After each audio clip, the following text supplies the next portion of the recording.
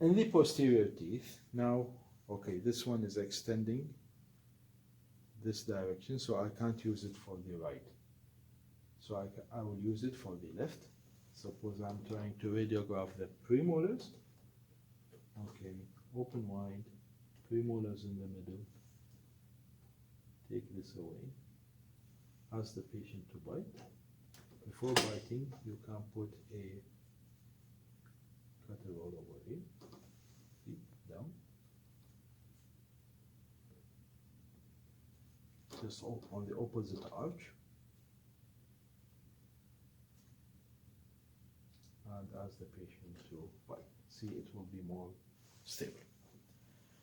Okay.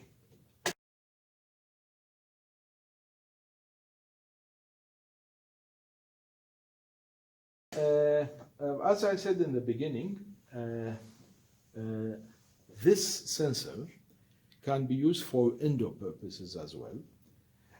Unlike the other one over here, where we said that the reamer is going to extend through the block, here it's a bit different in the posterior teeth. Suppose you're doing an endo for the upper six, okay? You cannot ask the patient with the reamer extending from the upper six. Or let me do it, okay, let me flip it. It will be closer to the camera. Step number 1. Step number 2. Okay. So if you want to do it for if you're doing a root canal for the upper six, after you remove the frame and flip back your rubber dam, the clamp is there. Don't ask the patient to bite on the 6, or don't place your holder on the 6. Place it on the 5. Okay, on the tooth just next to it, so that the reamer, I'll show you now.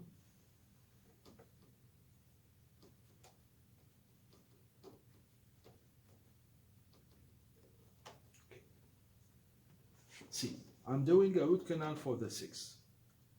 I have utilized the 5 to hold or to support the bite block, and I have also used the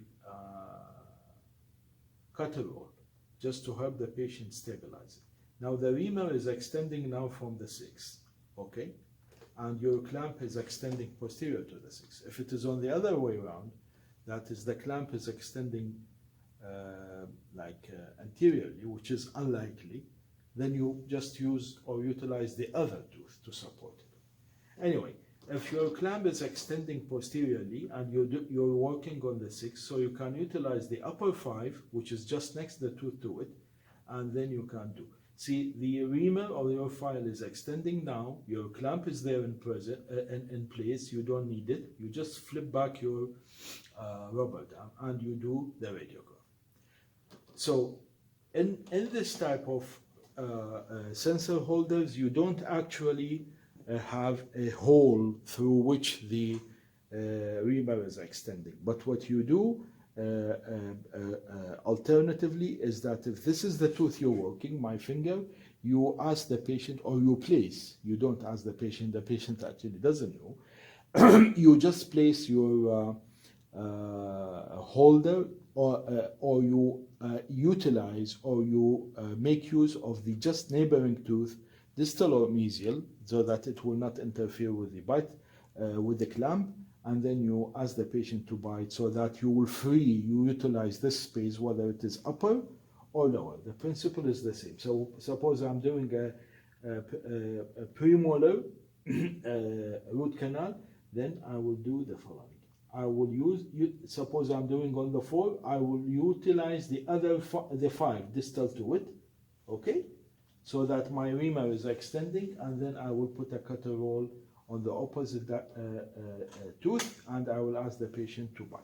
So you will do your work estimation without removing, with the presence of the reamer or file.